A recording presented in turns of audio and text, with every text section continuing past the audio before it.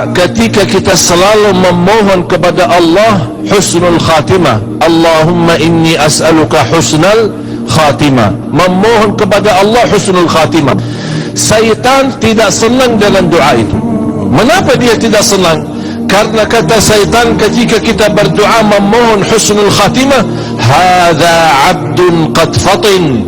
Ini hamba sudah cerdas, sudah pintar. Mengapa?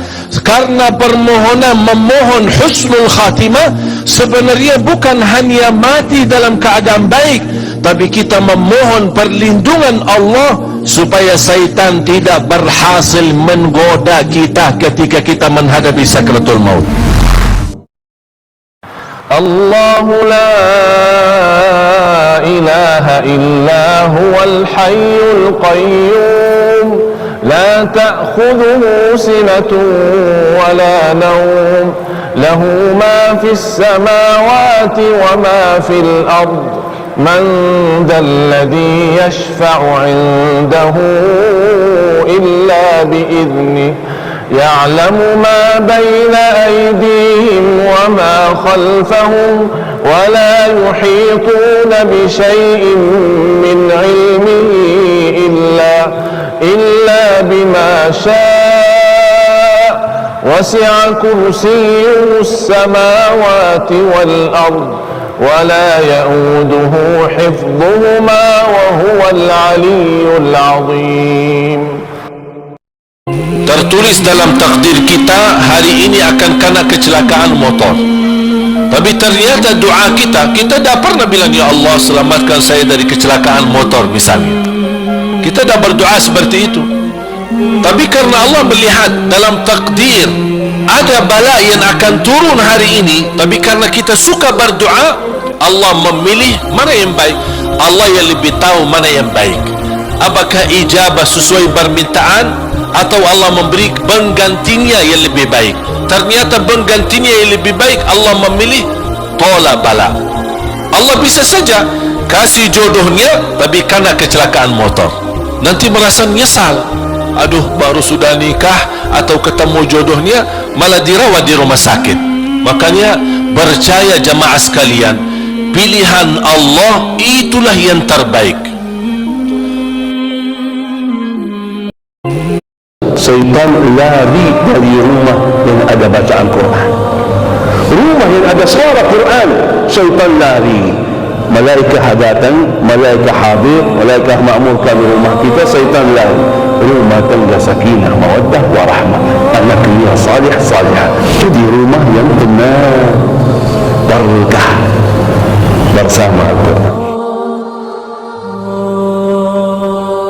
Jangan ada orang berkata, aku sudah berkali-kali doa tapi rasanya Allah belum kabul hajat saya.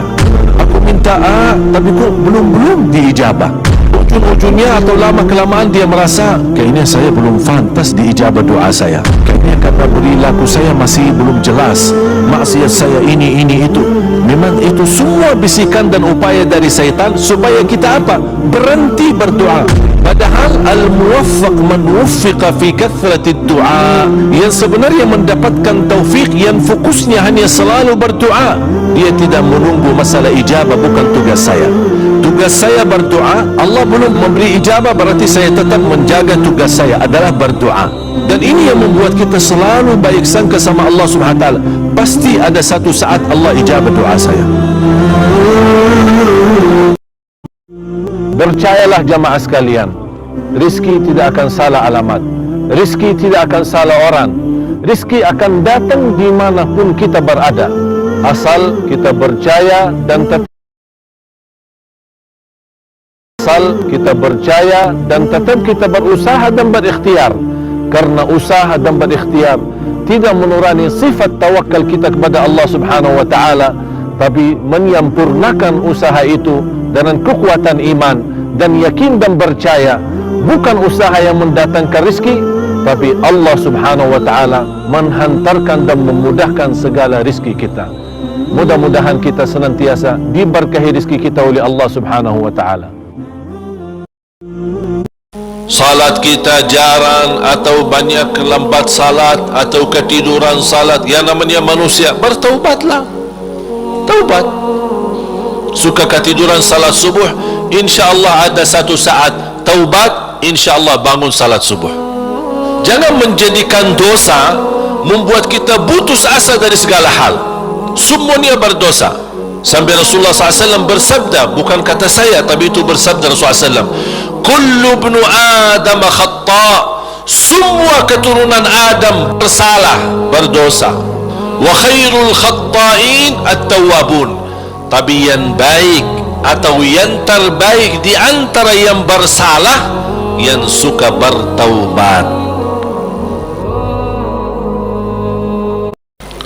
Saya suka ketika mendengar berita ada orang koreksi saya atau menyebutkan kata-kata yang kurang baik. Saya suka mengucapkan satu doa, ya Allah, kalau perkataan dia benar terhadap saya, ampunilah saya. Kalau perkataan dia tidak benar, ampunilah dia. Kalau ternyata yang dia ucapkan fitnah, hanya ingin menjatuhkan nama baik, berarti saya mohon Allah ampuni dia, semoga dia diampuni Allah.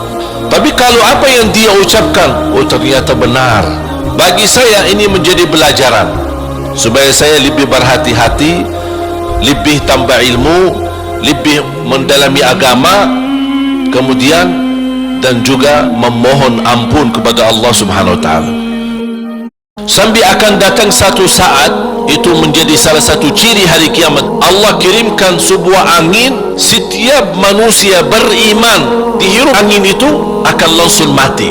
Yang hanya tersisa di muka bumi yang tidak ada orang mengucapkan la ilaha illallah, dan mereka sendiri yang nanti yang menjadi seburuk-buruk manusia di muka bumi, yang tidak ada sedikit pun beriman kepada Allah Subhanahu wa taala, dan mereka yang akan menghadapi proses kejadiannya hari kiamat sampai mereka mati semua total, baru Allah Subhanahu wa taala memerintahkan malaikat Israfil untuk mentiup, dan kemudian keluar suara yang kencang dan dihidupkan semua manusia kembali, yang baik, yang buruk, yang salih, yang talih, yang beriman, yang tidak beriman, semua akan dihidupkan kembali sama-sama.